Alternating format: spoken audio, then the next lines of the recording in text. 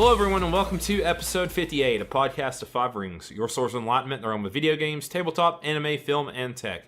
Each episode of Podcast of Five Rings releases Monday mornings on iTunes and SoundCloud, and topic by topic day by day on YouTube, with the full video releasing on Friday. Catch updates about the podcast or for other news, give us a follow on your social media platform of choice, listed in the description below. I'm your host, GM, and overseer of Podcast of Five Rings, Obsidian, joined tonight by the wall that will not fall, Tetsuo. Hello. And the resident wildcard, Mao. Yo. As we have been talking about offhandedly, Meta's wedding's coming up, so he's probably busy with that stuff. Could not make it. I'd be surprised to see him at all this month. Yeah, he's less than 2 weeks away. I think a week from tomorrow. Yes. His wedding. So I do not think he'll be on the next two episodes. Maybe the one after that as well, if I had to guess. We had a pretty good, long, nice discussion about L5R last week. I think we're covered on L5R for a while, right? That was also all of Meta's topics for the month. Oh yeah, there we go. So it balances out, right?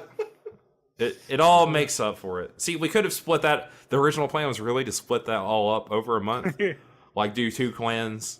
Hell, you could have done each clan, probably, just about. Yeah, probably for like a 15-minute topic. Sure. Almost, yeah. Yeah. But anywho. But yeah, he's busy. We won't have monthly mod for July either. We'll pick that back up in August. I think we decide we're going to play Final Fantasy role-playing game, which is the Pathfinder. Yeah, Pathfinder Final rules. Fantasy. So that'll be fun. I'm looking forward to that. And what all have you guys been doing this week? Oh. On your 4th of July week? Yeah, randomly had off yesterday, and Yeah. I do not like having Wednesday off, by the way. no, It sucks. It feels like you feel weird taking 2 days off. Yeah. Like to make a not long weekend. Yeah, for real. And it's just like having 2 Mondays during the week. Yeah, I had the existential today dread felt just like a Monday. like all day yesterday. Yeah, and basically no one's at work this week at our place. The person who like checks packages in, she's related to one of the owners. They always have vacation at this time of year. And she's been gone, and there have been like 100 packages every day. No. That come in where we have to like double count the inventory to make sure it's all right before it gets screen printed and stuff. So it's been a fun week, and it's been like over 90 degrees every day, and it's like 100 out in the warehouse. So it's been an interesting, long, miserable week. Yeah. So Lame. yeah, but I have another story to tell, which I forgot to tell last week. Maybe I should tell it here. I briefly mentioned it in Discord, and I think everyone was asleep. So, I think it was last Friday, or maybe it was this past Friday. I don't remember. But on Facebook in a group I'm in, I randomly see a guy, hurry up and get Joy-Con, the pink and green ones. Oh yeah, I saw you mention. Yeah, this. Walmart has mispriced them. They're $25. These things retail for $80. So I scroll by it, and I'm like, okay, that's neat. I was like, it's probably hours ago. They're probably all sold out. And I was like, you know what? That's worth double checking. So I scroll back up, and the guy posted like 3 minutes ago. And he posted a link to the one site that keeps track of what SKUs are in stock at stores. So, of course, everyone had them. So I go to the Walmart that's like 10 minutes from me. Apparently people have been calling this like Judge Dredd 55-year-old guy working in electronics at Walmart, and I get there and I'm looking at it trying to match the SKU up, and it says $80 on the thing, so on the price tag. So I'm like, okay, I at least need to get him to take it out and scan it and make sure. So another kid comes over. It's like, yeah, I want that, and he's pointing to the Joy-Cons, and then we give each other like a knowing look, but the old man guy's like, nope, I'm not taking them out. He's like, those are $80. They're $80. He was like, well, can you take it out and scan it? Because it's supposed to be $25. It's on sale. He just said it was on sale. And the guy's like, nope, I've already took it out and scanned it. I've had like 3 people call and ask about it. He's like, I'm not doing it. It's like the time a few years ago when the kayaks were randomly scanning up for $4.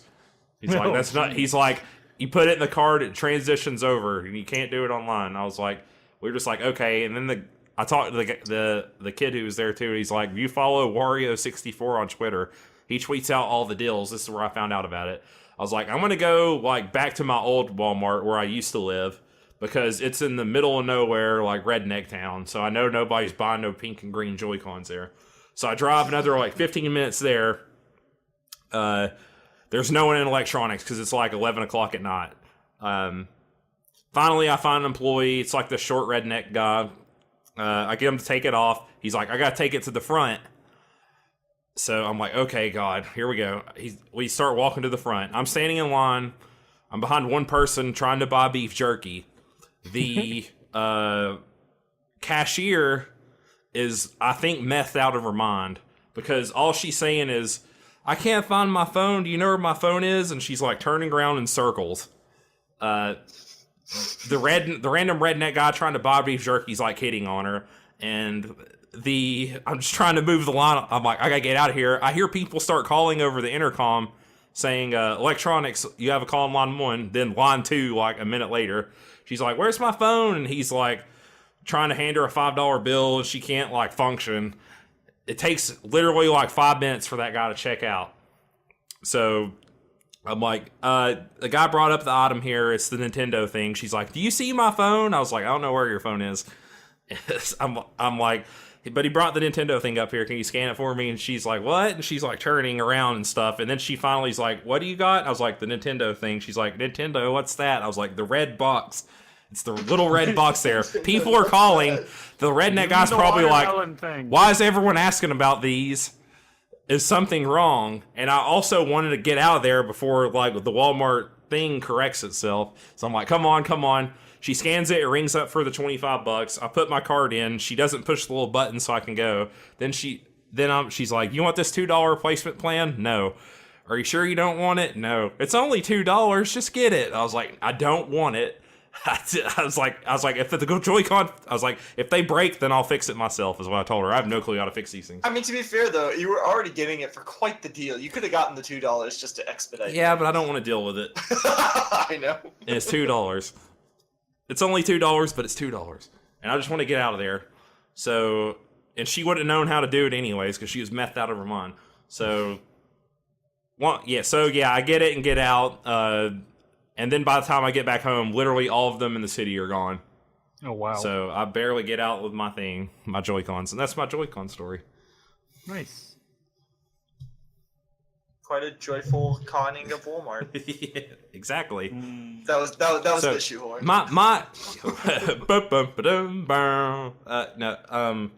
So yeah, I'm like, why is this old man guy trying to protect Walmart's bottom line so fiercely? Sometimes people just take their jobs real seriously. I would have at least scanned it, and if stuff scans up for that price and I didn't mess it up, I don't care. I'm gonna let people have it. It's on the company at that point, unless you send out like a memo saying don't sell these, pull them off the shelves. So, but yeah, that guy got bombarded with calls, and he was just like, something's fishy. I remember this kayak scheme. I'm not gonna let people undercut my glorious husbando, Sam Walton. So, yeah, but I got my pink and green Joy-Cons. They are on my Switch right now, right next to me. Nice. And I will play with them because those are $25 Joy-Cons. They'll never be that cheap again. Yeah, I just still have my default Joy-Cons. Yeah, so that's my story. And that's my topic. No. No. Deals. What's the best deal on games you got? That's actually not bad. Maybe we should talk about that one day. But today, instead, I'm going to talk about character builds, specifically with tabletop RPGs. I want to know which one you guys like. I'm sad Meta's going to miss this because 3.5 has a lot of cool stuff that I don't know about because I haven't played a lot of 3.5. So any game, any tabletop game, what are the builds you like to play? What's one that you played before that was a lot of fun? Well, I have to give the arbitrary that I really do like the Hida because I like the Hida Bushi class. But what specifically build of a Hida? I love High Earth build. Just again the whole the tanky version. Yeah, for the most part, tank tends to be what I go under because if I don't, I still wind up in the tank position. Except now I am squishy, and so therefore I always build with tank everyone in else is a mind. wizard. I see. Um, I always want to play tanks too. So for Yeah. some reason, But I think because you mentioned 3.5, I think one of the most fun builds, class build that I ever have played was the Totemist. I do not know this one. I love So me some Incarnums.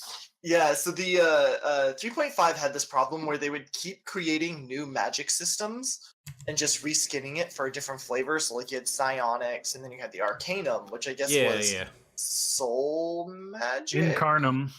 Yeah, it was sort of soul or magic. Incarnum. Yeah. You would sort of create your own magical items, I guess, as kind of the flavor, but they didn't. Yeah, I think it's supposed to kind of be like powering yourself from your own key or whatever. And I think there was one that like specialized in like stealing it from other people or something. Necrocarnum was the Yeah. evil one. Yeah. That But sounds the, like a death metal band name. But the Totemist was essentially your barbarian Incarnum class, and it let you use the Incarnum to create magical items for each of the slots in your body that were related to magical beasts. So you would be a raging barbarian with a mask of a coat of a displacer beast, and the mask of a chimera, and et cetera, et cetera. It focused on all animal type stuff, lots of natural attacks or special abilities like that emulated abilities from these creatures. I have a feeling barbarian is one of your favorite classes, Teds. I just love the idea of raging, and again, because I play tank, so I want the most deep. I want to be a DPS, but a tank is really what keeps me alive, so I have to play DPS tank, which is kind of the berserker barbarian build. Yeah. To be perfectly honest, it's really, if I could take rage and put it, the rage mechanic in general, and put it on anything, I will probably play the thing that rage is on. They're probably the best 5e tanks. So. Typically in at least in D&D senses, tanks are already are also steady DPS as opposed to spike DPSs. Yeah, your rogues and sorcerers and wizards and such. What about any other games? Doesn't have to just be D&D or L5R. Those are the two that have really stuck with me. Then again, I like. I know that I mentioned Fate fairly often. I think one of the things I love about Fate is the fact that you can build a character based off of whatever whim you want to. And I'm very much an ADHD kind of player where whenever I do a new game, if I have the option, I will kind of try to do something new with stuff that I already have. As I said, I like to take the rage and I like to put it on different things. So. All right, what about you, Mel? I'm a big fan of jack of all trade type characters. What was it? There's one class that's pretty cool, in particular from 3.5, that's called the Factotum. You can do a little bit of everything. All right, how does he do a little bit of everything? Because they get every skill in the game. And then they've got things like they can cast a handful, very small amount of spells per day, and let's see. It's been a while since I've actually taken a look. Yeah, they can emulate certain abilities, they can pretend to be like a cleric with their channel. They can channel divine energy. So you're like a mimic. Yeah. As 1D4chan quotes it, basically the Factotum is a super nerd who uses his intelligence and observation to mimic other class abilities a couple times per encounter. Yeah. You get trap finding. That's pretty cool, actually. Yeah, they can pretend to have sneak attack. They have a little pool of inspiration, they call it. Yeah, you can spend the inspiration to do things that you normally would be with another class. And then there's a prestige class called the Chameleon that lets you pretend to be other classes, basically. You choose like a focus each day, sort of like the medium in Pathfinder that meta was, where you choose a spirit, except not terrible. But I mean, a lot of the aspects are terrible. What's really nice is eventually you can do 2 at once, so you can have cleric and arcane magic up to 6 level spells. Oh, that sounds really good. Yeah. But my true, which also lets me play my true favorite, which is a Gish, which is spellcasters that are also good in melee. Yup. Which I think it just appeals to the same thing of being able to do multiple things, depending on how I feel, I guess. My favorite prestige class in 3.5, it was the Swiftblade, which is someone who has, which is a caster and a martial with full base attack bonus, and was so focused on the haste spell that they started like their mastery over it let them do some crazy things, like just eventually I think they had a 50% miss chance on everything to them. Yeah. And then at high levels they could use it to stop time for a few rounds, basically. Oh, that's cool. Which I loved. But you're tedious. I think I like being able to do more than one thing, like options. Yeah, I like having options, being versatile. That's what appeals to me most when building a character. Like in Pathfinder, the Alchemist class, I quite like because they can do a lot of things. Outside they can of blow that, up your other party members' tats, right? I don't know what you guys are talking about. I didn't blow up my party members. Everyone was still standing at the end of this. It was fine. I rolled really well on my hit die. Yeah. I mean, there's a precise bomb feature that lets you ignore squares. Who needs that? That's not fun. For a one shot. Well, yeah, for a one shot. But yeah, I haven't played a ton of other games necessarily. It sounds like Bard is your class for 5e then, probably. I mean, 5e Bards are pretty great. Now, and they have like a Gish archetype. I think 2 of them now. 2. Yeah, I think the second one's better. College of Blades and College of War. Something like that. Swords and War, maybe? Or Battle that might be it. Swords? Something like that. Yeah. Unfortunately, they don't get the good melee cantrips. Yeah, it's only wizards, warlocks, and sorcerers, isn't it? Correct. Yeah. So yeah, I love playing Gishes. Warlocks. Just just take one level in sorcerer. Yeah, it's not the or worst. Warlock probably, honestly. Yeah, probably. Then you can do Hexblade. First level features. You can go Hexblade into Bard. Man, my biggest problem with the Warlock is they don't have quite as many spells as I'd prefer. No, but they rely do too much have on short rests. But they have the best DPS cantrips in the game. True. So. What about you, Obs? What do you like to do? I always gravitate towards tanky stuff too for some reason, though I played and enjoyed all kinds of stuff. I've talked about it multiple times. One of my favorite characters I've ever played was a D&D 4th edition fighter. I just love like the lockdown tank stuff, and you can kind of build that. I mean, you can pretty much build it in 5th edition, and I think you guys have talked about the Knot multiple times. Yeah, which is probably what I'd want to try and play if we ever did 3.5. But yeah, I tend to like those characters. Something in L5R I've always wanted to do, but I'm not going to do it because it's stupid and janky, is a multiple skull Shiva Daidoji. Oh.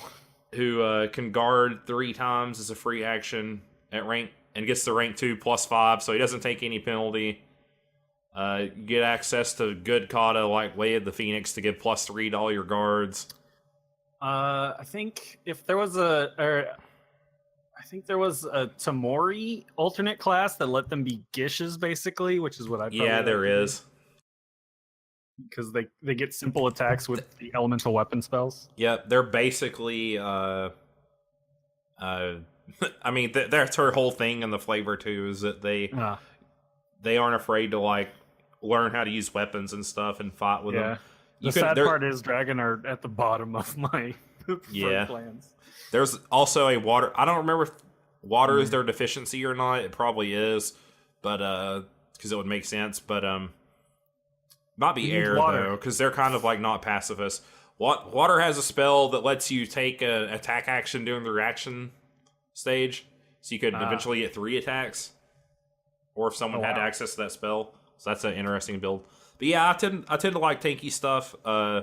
Something I'm really looking forward to play, and I think I've talked about this maybe on the podcast. I know I've talked about it with you guys though. But is I got invited to a like monthly D&D group the other day. I ran into someone I used to play with randomly at Walmart, and he was we used to all play Star Wars D20 together, which I don't like that game, but that's for another day. He meant the group kind of broke up, and he mentioned that they were playing 5e D&D now with a different group that plays once a month or so on the weekends. I was like, I can probably swing that. I got invited to a game next weekend, but I think we're playing Werewolf next weekend, so I'm not gonna be able to make it. But I think I'm going to try to port over. I don't know what level they start at yet, but the Hexblade Samurai that I played in a one shot with some friends. Because that was a blast to freaking play. You can do DPS, you can range DPS with Eldritch Blast, and you can kind of tank alright because Samurai gets access to some temporary hit point abilities, and they're a fighter, so you get D10 hit points. Just have good con. Do you just take like a level in Hexblade, or 1 level in Hexblade? Yep. And then fighter the rest of the way. Yep. You attack with Charisma. You get your Hexblade Curse. And the character's background was just that his like grandfather's soul like was corrupted and turned into a demon, and it's now inside of the sword. So that's why he's the Hexblade. So it's just so much edge. It's so edgy and anime and cheese. And he was a half elf, so I can kind of be a skill monkey if I have to, and like help fill gaps in the group. But it's good. I'm gonna need to ask what everybody plays because they've been playing a few months already. So I need to find. I don't want, if someone else is playing like a Hexblade or a Samurai, I'm not gonna make it. I'll play like a Grave Cleric or something like that because that looks cool, or a War Wizard. But yeah, so I gravitate towards tanky stuff, but I like playing like DPS and stuff too. I don't think I've ever played a healer in a tabletop game.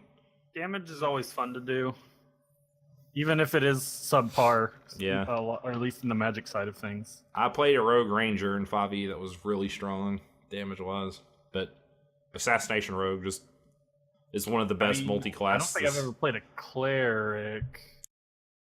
3.5 has some very nice Gish cleric builds though, but outside of that, really? What'd they have?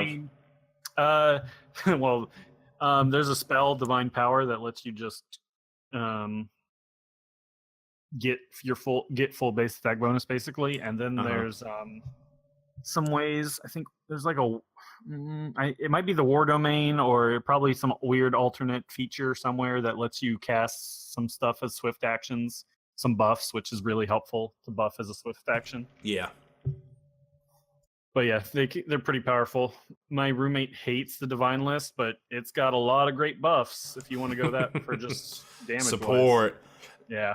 And I'll answer for meta because I think he likes playing support stuff, and I think he's said that before. Yeah, he's mentioned it. Like in our mech game, it's all about supporting. Yeah, and he's played a few different support classes.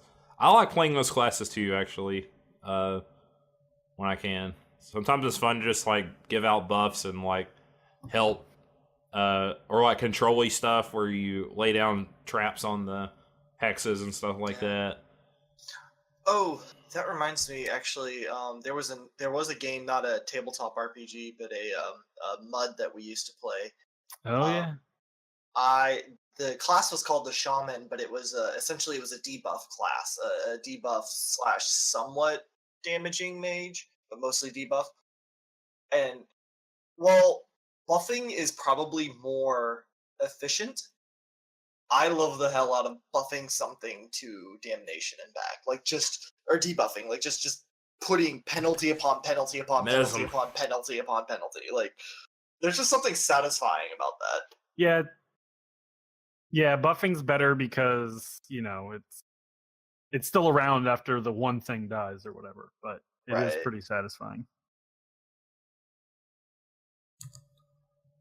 All right. Cool. Yeah, I played a battle mage in that game because it was a gish. Yeah.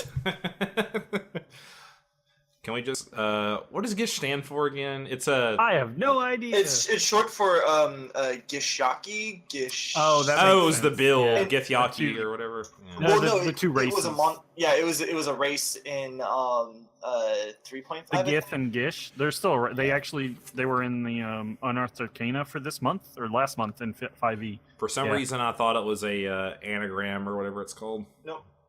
Yeah, it was the they were like the first race that you really saw being able to do both magic and melee together. So maybe it was the second edition thing when they came about. The Githyanki or Githyanki and the Gish something. no, it refers to the Githyanki fighter wizard, which I don't know why it's. I mean, maybe just because eventually it made it sound like Gish. Maybe. What's the other race then? That's the Githzeri. Githyanki and Githzeri. Githzeri. They're both That's Gith. what it was. Got it. Gish. Yeah, Gish. I like Gishes too. But yeah. If you ain't with the Gishes, you ain't with anything. So you're red mage. Got it. It's also Navajo digging stick. Really? Oh, okay. Yeah, Nice. or planting Yeah. stick, I think- cane, staff, crutch. Didn't Mao decide that's what he was doing? Was playing Red Mage?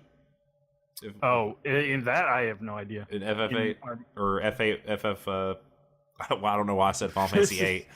Red Mage of Final Fantasy 8. The Final Fantasy RPG we're talking about doing. Maybe. Probably. If they do, I don't remember what the class does, but I mean, they I would cast feel like they magic gish. and attack things. Yeah, I mean, they actually do more than a typical gish because they get They can heal light too, and right? dark magic. Yeah, they can do it all. Yeah, that seems really good. Yep. I also love the idea of the free blade class, but it's complicated. Yeah. I might roll up another random character Or free- GM what is it called? PC if I run. Freelancer. That's Oh yeah, where you're the Final Fantasy 5 class basically. You just basically pick and choose your abilities, Mm-hmm. but yeah, at a premium cost, basically. Yeah, you got points, don't you? Yeah, I had a silly idea for that, but I don't know if I should try it or not. We'll see. We got a month to work all our stuff Yeah. out. So, all right, cool. Let's get on to Tetsuo's topic. What do you got tonight? Sadness. I'm here to talk about new Gundam Heartbreaker because it What? was... You love Oh, Gundam. is it bad? That should be so much happy. It's bad? So it... Objectively, yes. I don't yes. know, I guess. They're the biggest problem I have with it. So okay, I'll get to my issues later, but Yeah, what is it, I guess? so the game itself is the first in the line of the Gundam Breaker games, which is new Gundam Breaker, by the way. The heart I added as facetiousness. But no, new Gundam Breaker is the latest in the Gundam Breaker series, and the first to actually be released out over here in the West, where you essentially, similar to the TV series Build Fighters and Build Divers, you are collecting pieces of Gundam models. You're building up your own model to battle people, and then as you battle, you win more parts to build a better Gundam model to then, add in Tatum.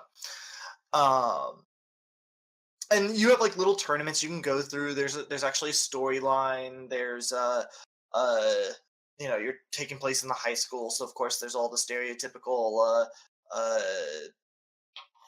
harem waifu wars, if you want to get into all that stuff.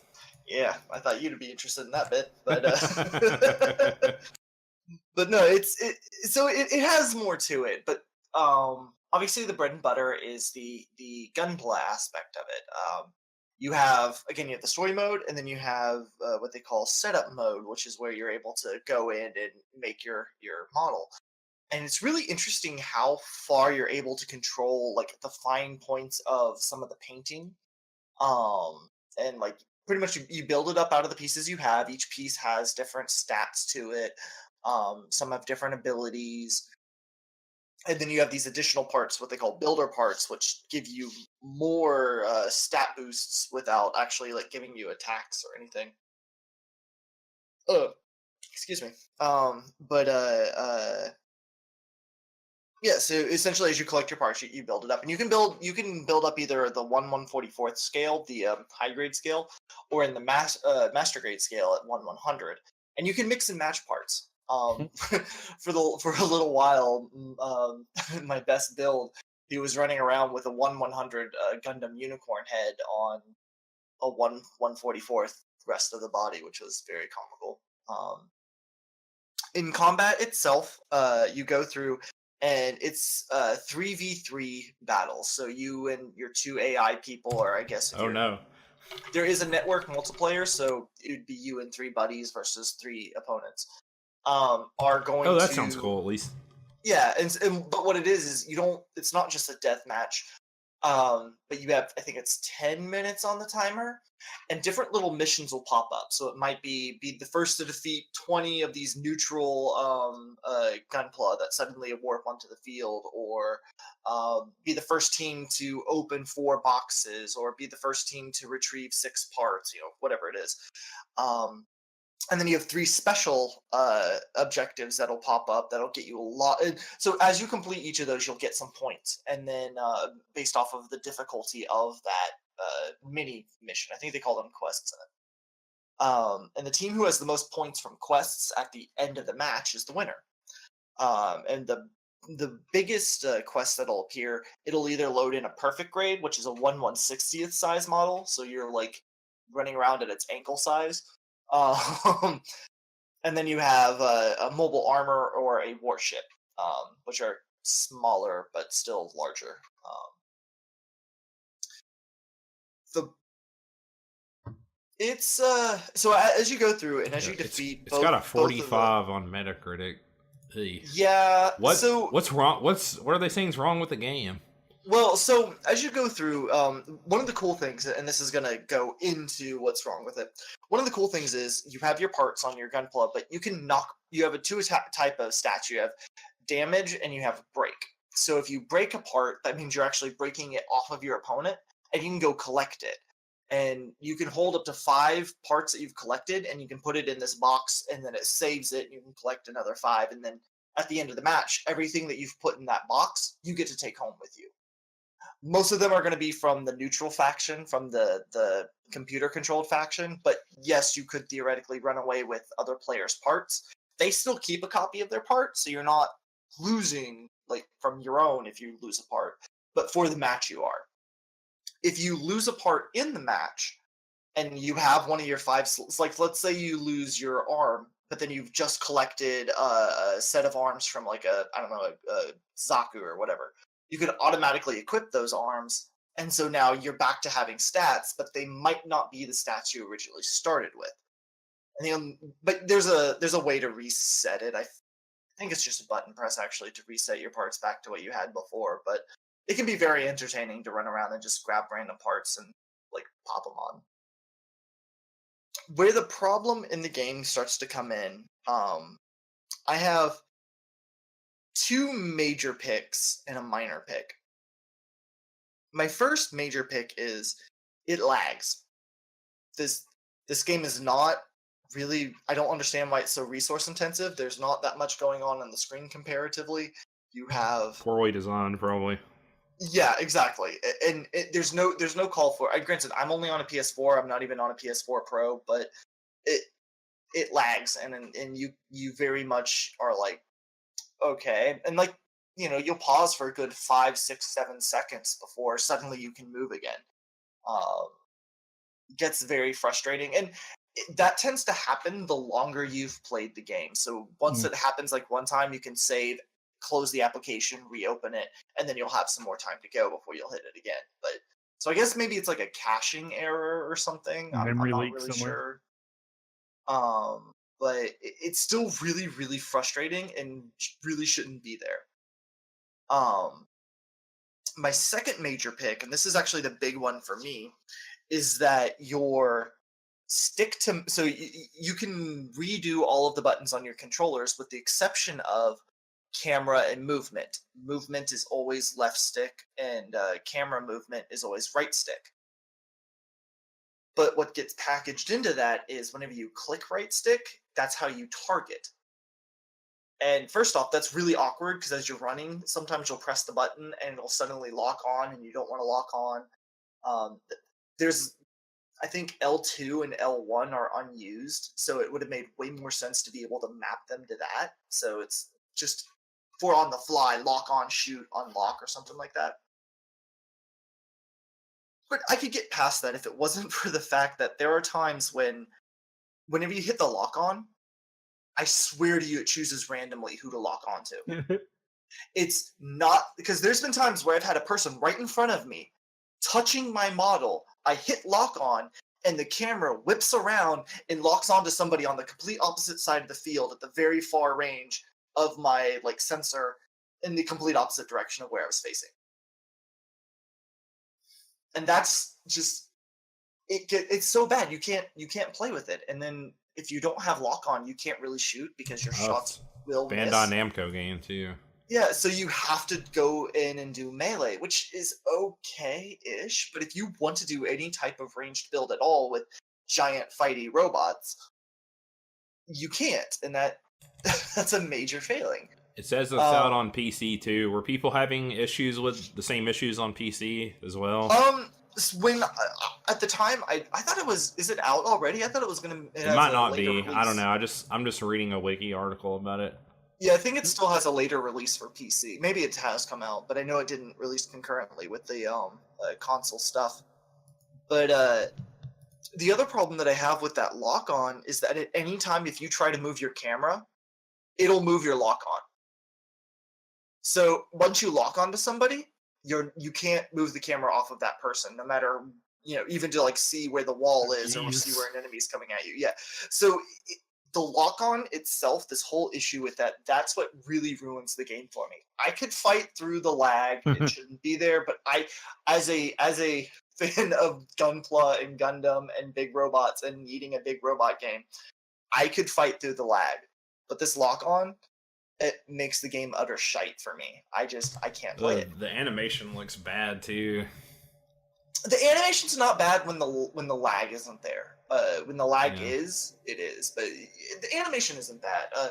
The way that they've designed the fields are very balanced. They feel very balanced. The graphics aren't bad. The weapons are pretty good. It's just that lock on and that lag. And then my minor problem I have, and this is really more of a want than an issue, I think. I want more content in it. I wish that there was more tournaments after the ending tournament. I wish that there was more than only 128 Gundams in there, or mobile suits. But they are planning on releasing all DLC for free. So once yeah, I mean, hopefully they can actually fix the targeting issue and stuff, but. Yeah, that I stuff can see can be them fixing patched. the lag. I can see them patching the lag, but I don't see them patching the controls. Maybe they will. But... Well, I mean, they could fix it so that targeting actually just targets the closest person or something. Right, and that would make it a lot better. From what I've been reading from skimming for a few minutes, a lot of people said the Breaker series is actually really good. Yeah, they changed. This is just the first one they ported over here. Yes, I saw some people are like, did they just sabotage it because because it's in the West or released in the West? Yeah, there was whole mechanics they cut out of it. Yeah, that was in Gundam Breaker 3 that they just cut out. One of the reviews was just import Gundam Breaker 3 and play it instead. Yeah, pretty much. But they're saying the reviews I just skimmed through also say the story's really good though. Oh, really? It is. Yeah, so one of the things you have your main plot line, and then based off of which of the as far as I've gone, it's only been girls. I don't know if you unlock any guys to kind of be associated with, but you can go through each one of them, and you pretty much still follow the same story, but you do it with one of the 3 members of your team, and then the old so the basic stripped down version of the story without spoilers is you're going to a high school that specifically specializes in teaching people how to be great gunpla builders and fighters. And the current student council showed up about a year before you do, and they challenged the existing student council at that time to a battle, crushed them, and has now instituted this whole strength system into the school. Like your worth in of gunpla building is only in how Might well. makes There aren't right, any- basically. There aren't any characters from the animes, right? No, there's not. But names, you will recognize names, which again they Huh. do that on purpose. Yeah. Like your gunpla club is the 8th, the 08th Yeah. team, and one of them is an Iori. I just didn't. Yeah, I was just wondering if any breaker Yeah. or actual characters from Yeah. breakers or This- build fighters. Yeah, Iori's in there, but she's not related. But Oh, she's okay. one of the main 3 people on your team. And then one of the other ones is almost a complete ripoff of Fumina without Oh. Fumina with the file number shaved off. This sounds like I'm actually kind of want to play this. I just don't want to pay $60 for it. Right. Right. This sounds like a wait till because it will eventually be like $10. Yeah, and maybe I they'll would say and so. maybe they'll have it patched and some of the stuff will be Yeah. fixed in it. Yeah. So real fast with the story though, so you go through and essentially you're kind of cleaning the school of the student council's their lackeys and their Yeah. pretty much fixing things. And so as you go through, you can follow one of the different girls, and like some of the events will change based off of which one you've kind of put more focus on. And so you kind of have a branching story-ish in the sense of minor things change, but it's still pretty much the same story. Gotcha. This person's bullet points were terrible story, which I mean, I guess is subjective. Yeah. Stutters. The way to earn parts now is super stupid. It became a 3v3 race for points again, which is lame. The visuals are good, but the performance tanks. So if you can't play it, visuals means nothing. Massive lag online, and then they call it the second worst Gundam game ever. What's Wow. the worst? Crossfire, Mobile Suit Gundam Crossfire Uh, on the PS3. But yeah, it's frame rate fun. drops harder than a colony. Oh, ouch. He's got jokes. Yeah. It did make me happy that they have, not only do they have Johnny Ridden's Zaku 2, but they also have Johnny Ridden's High Mobility Gelgoog and Johnny Ridden's High Mobility Gelgoog Cannon, which I had a little bit of fanboyness when I realized they had all three of Johnny Ridden's 128 stuff. or Gundams is nice. Yeah, no, and it's all over the board.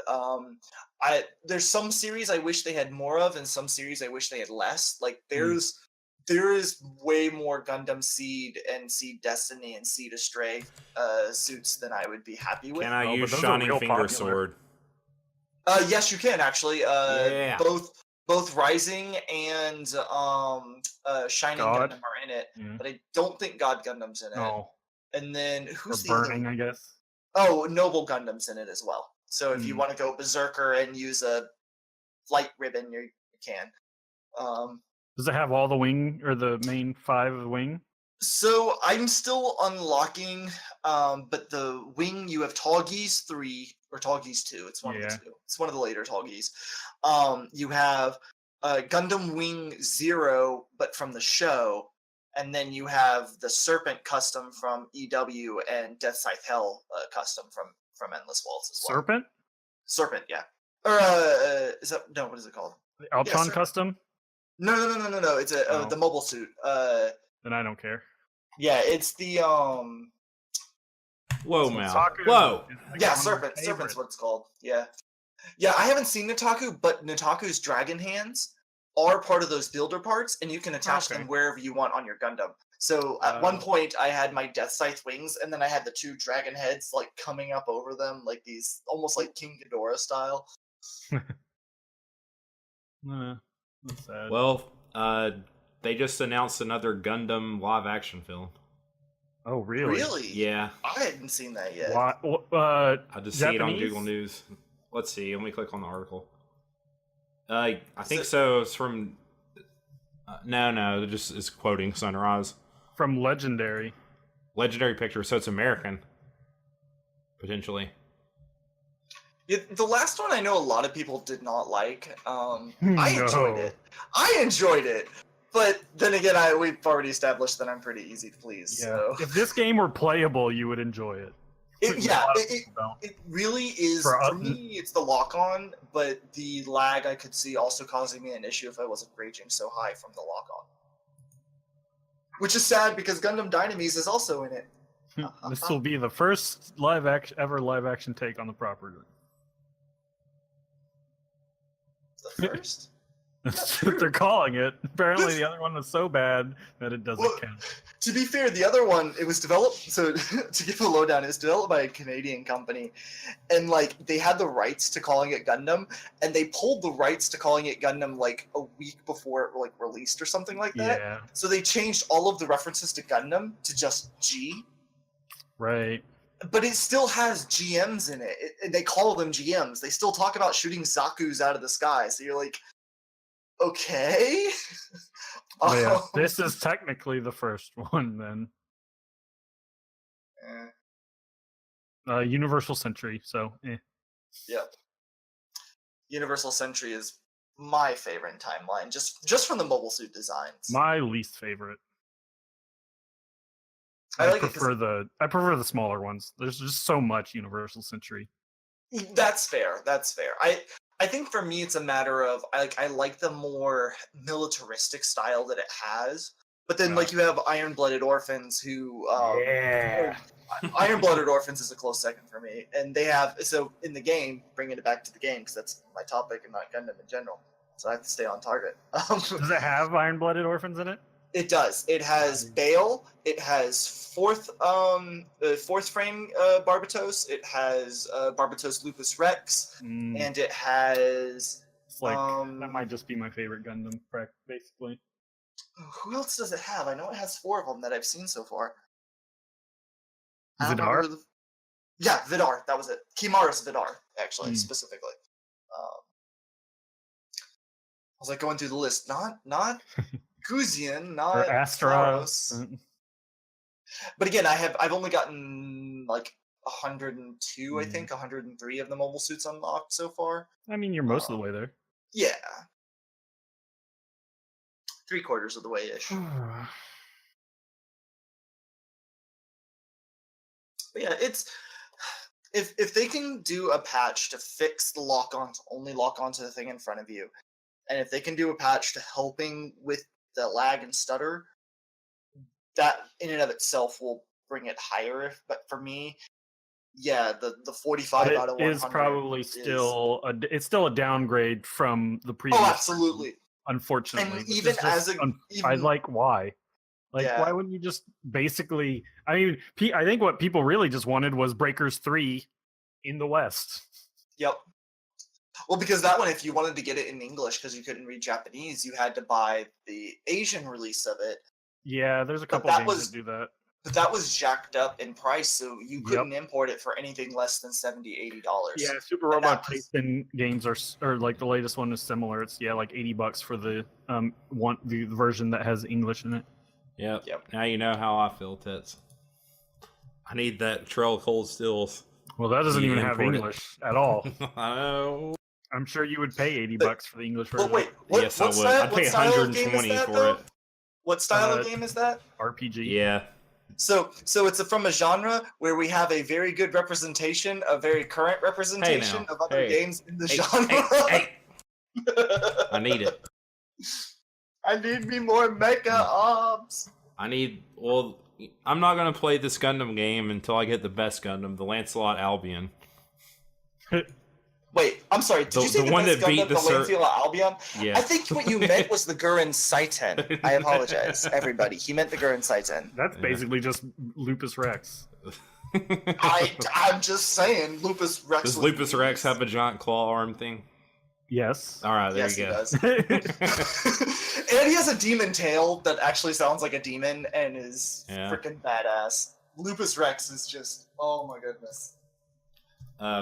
Quick tangent here. I'm because this will kind of have to do somewhat with Mal's topic that we're about to transition to. The PlayStation sale had like over 100 games for their summer sale. Oh yeah, I didn't even know PlayStation had one. Yeah, and I'm sad that Nier Automata wasn't on it. Oh, it's never gonna be on sale. Never gonna play it. I got really close to buying Final Fantasy X for PS4 for $12. I was like, do I really need another copy of this? If you had told me that, I would have bought it. I think it's still going on. Well, there you go. In cart. All right. On that note, let's get to Mal's topic. What is your topic? Well, Mal? I've been on an indie kick lately. Yeah, I know. You've been playing Moonlighter. Yep, and I among the first days of the Steam sale, I was looking for something and saw that Dead Cells was on sale for like $12. So I was like, yeah, I'll try that. I've seen it streamed a bit.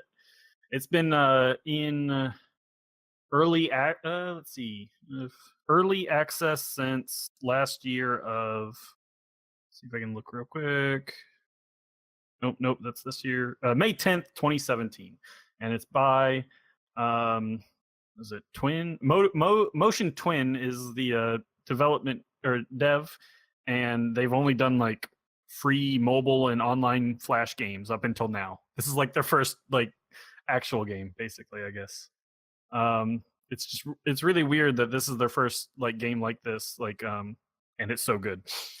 I've heard good things about it. Yeah, it's a roguelike Metroidvania-ish game, which I say they use Metroidvania, but I say ish because it's because of the roguelike element, and it has procedurally generated levels, which but it also uses like you can unlock things in the game to unlock different parts of a level later or whatever, like in a Metroidvania game. But it being roguelike, whenever you die, you have to go all the way back to the beginning. Yep. It also it's pixel art, and I think the art's really cool looking. Yeah, I've seen the stills from it. I don't really know how to describe it, but other than it's pixel art, the art direction's really cool. Yeah, each level's procedurally generated and will have a basic layout to it. Like there's one area called the ramparts where you're supposed to be up on the top of some ramparts, so there's like some bottomless pits that you'll have to jump over as you go. But the level is still randomly generated.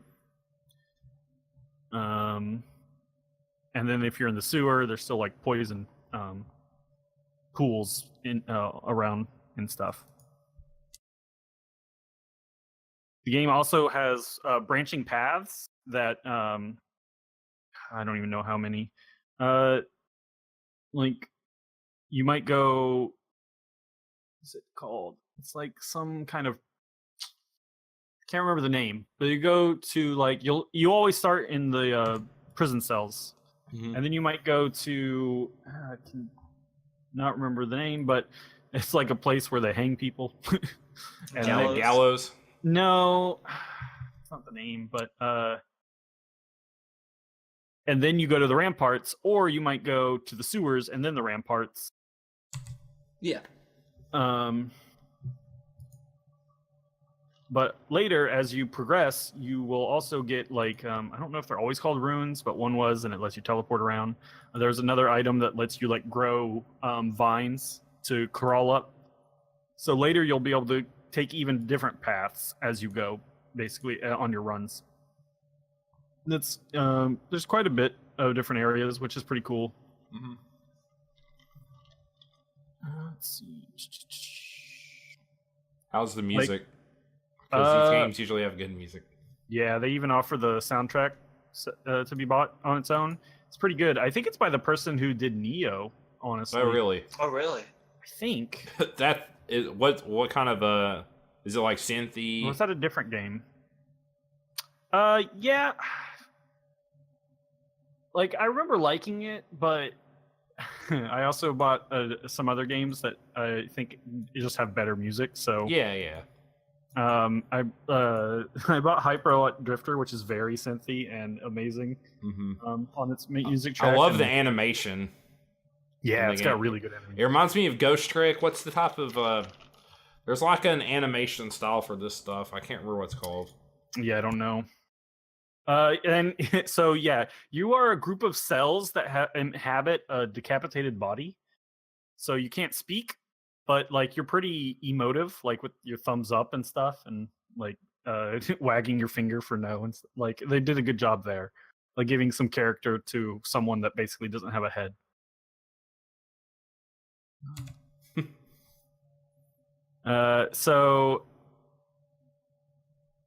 Yeah, there are you call the levels biomes.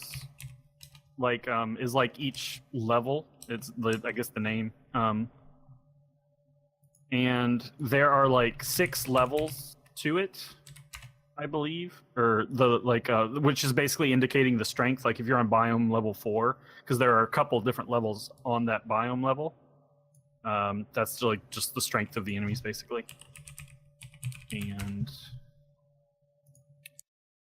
Prisoners' Biomes. Quarters, Promenade of the Condemned was what that one name was that I couldn't remember.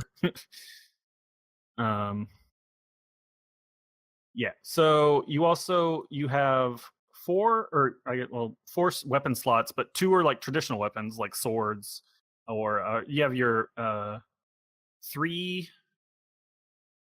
Well, so there are like traditional weapons, and then you have 2 slots for like skill or abilities or whatever. Like they have cooldowns, like grenades or turrets or something. And then you have 3 stats, which are red brutality, purple tactics, and green survivability or survival. Which the names they have it, but they're all color coded, so you can really just look at the color to see. Because some weapons, like you might get. There's a electric whip, I believe, that is half red, half purple. So like both of those stats work into its damage. And the weapons can have random abilities on them, and synergy is pretty important. Like sometimes you might get a weapon that does like 100% more damage to someone who's frozen. So a frost grenade's really good to use with that. Or there's just extra damage depending on the status effect. So it's important to like look at what your weapons do. What your weapons do and how they all work together can be very important. Yeah. Especially the elemental effects and whatnot, I think are really nice. They can help compensate for stats sometimes.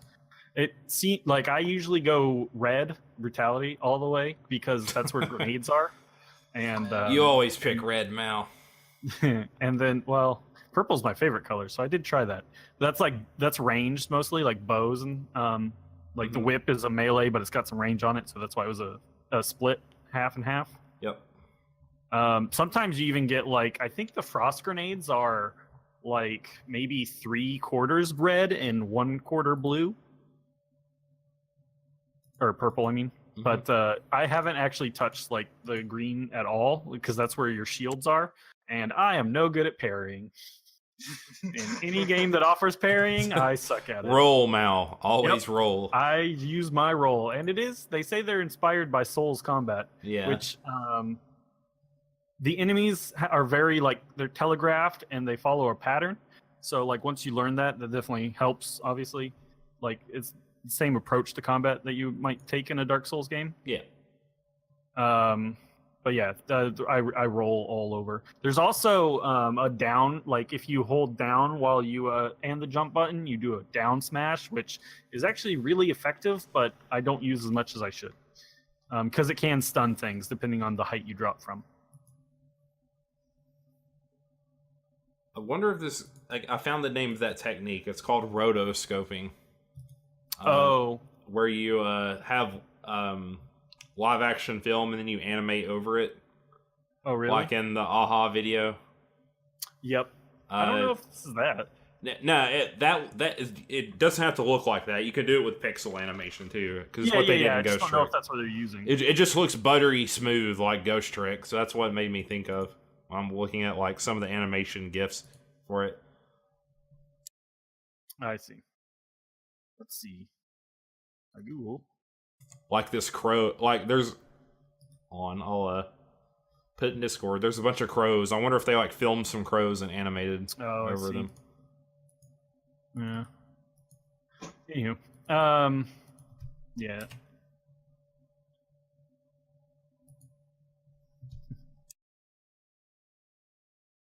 Just seems really fluid. Rotoscoping is often really fluid like that for whatever reason.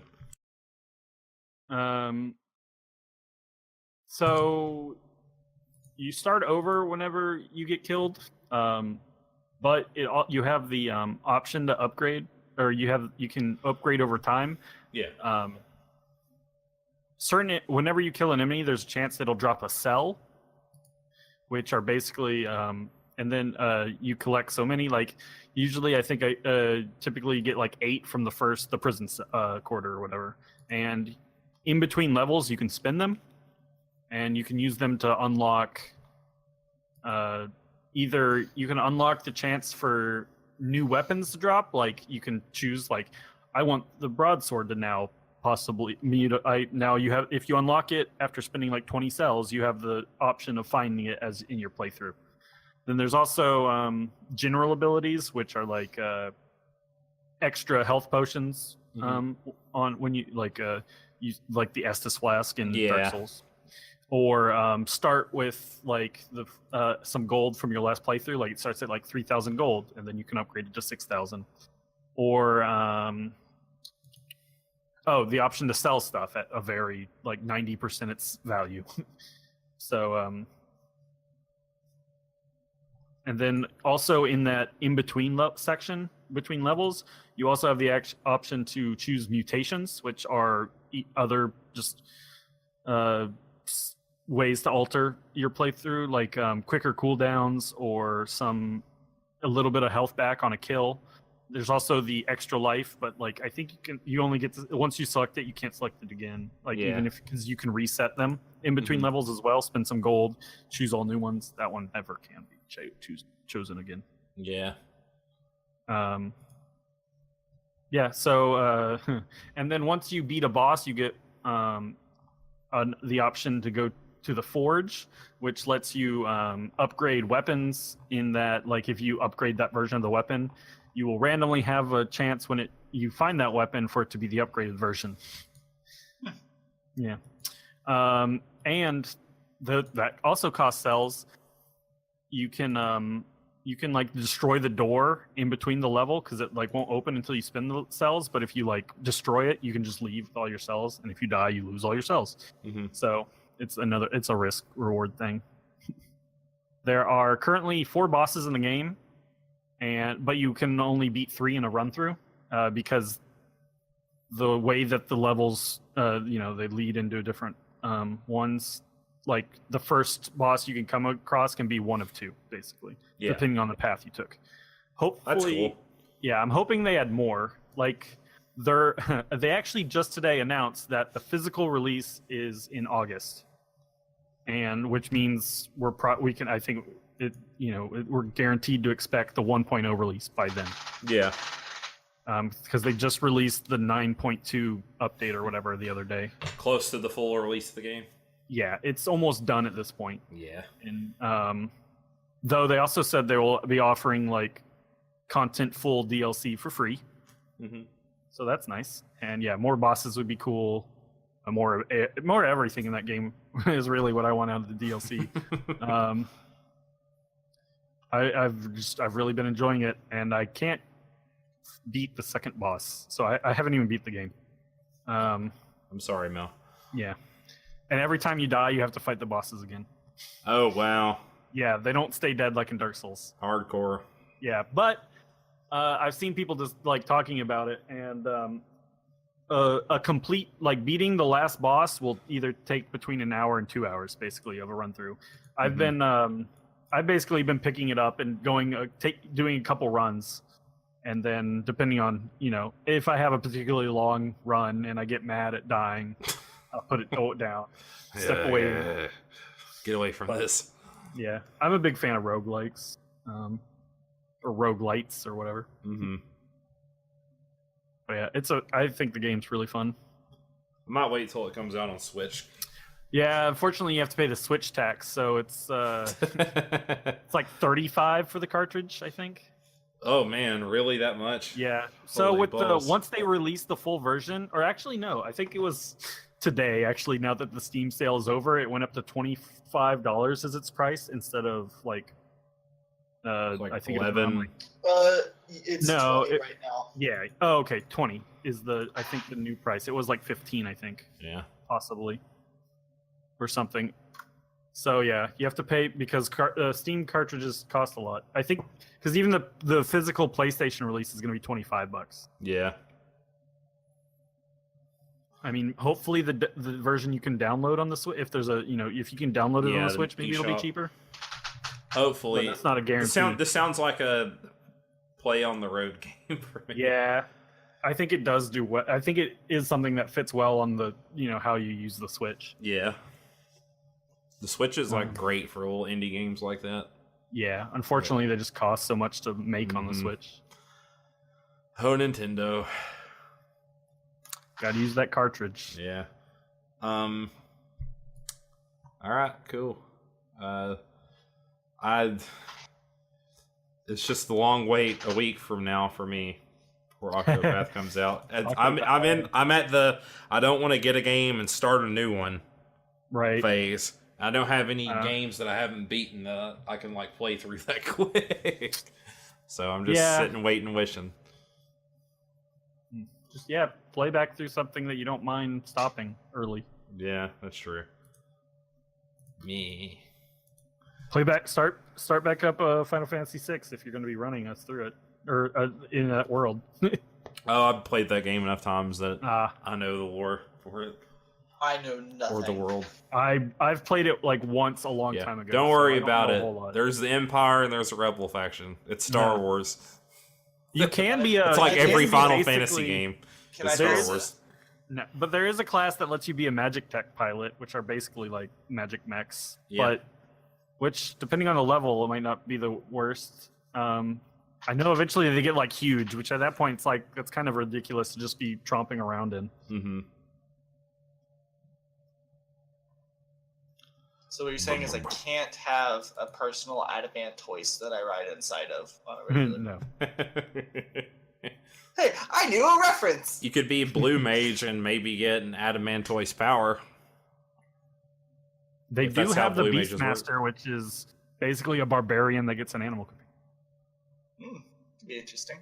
Yeah. I was honestly looking at possibly doing the what do they call it, the stack summoner or whatever. Oh yeah, World from of Final Fantasy. Yep. That's the cute. Mirage. Yeah, Mirage Keeper. That's it. Yeah. Yeah, it's very silly. You can stack with your summons. Stack. But But then does that mean all of our like buff stack and everything, or? I don't know how it works. I barely read it. It's like you can use the base attack bonus of the highest thing in the stack, but like any of the attack, like you could. I can't remember what you were writing on, what the bottom stack was, but it had like full base stack bonus. But you could use the Cactar's needle attack, which was at the top of the stack. 1,000 needles. Right. Oh my It was god. very silly. All right. Are you going to go see Ant-Man and Wasp this weekend, Mal? I think so. Maybe. All right. I'll probably go see it as well. All right. So we can talk about it next week. Is that already coming out? Yeah. Yep. Came out tomorrow, I guess. They're showing it here now already. So, yeah, I don't necessarily care about going and seeing stuff unless I'm super excited for it or don't want to be spoiled. Like I caved in with on Avengers a few months ago. Yeah. I was like, I'm not going to be able to avoid spoilers. That you already had tickets for, you ended up going the night of anyway. Yep. Oh, that's how I roll, Mal.